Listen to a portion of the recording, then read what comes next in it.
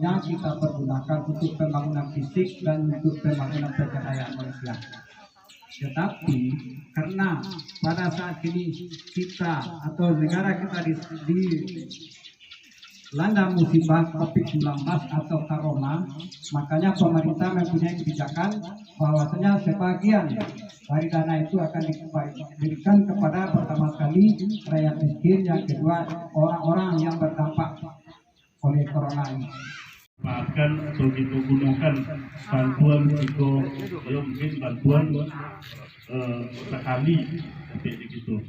Jadi kita manfaatkan atau gunakan semaksimal mungkin dana itu.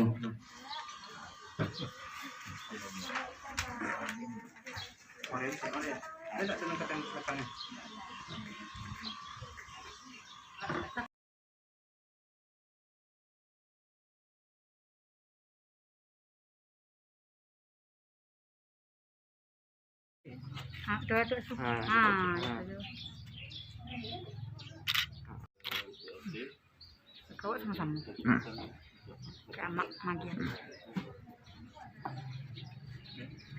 Namanya?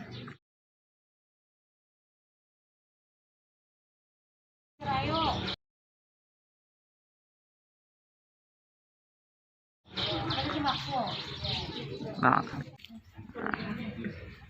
Kata angkatan dan untuk juga ya kak, sembako terlalu jangan KS, ya kak, banyak itu ya keperluan masyarakat, masih banyak ya, itu aja kak.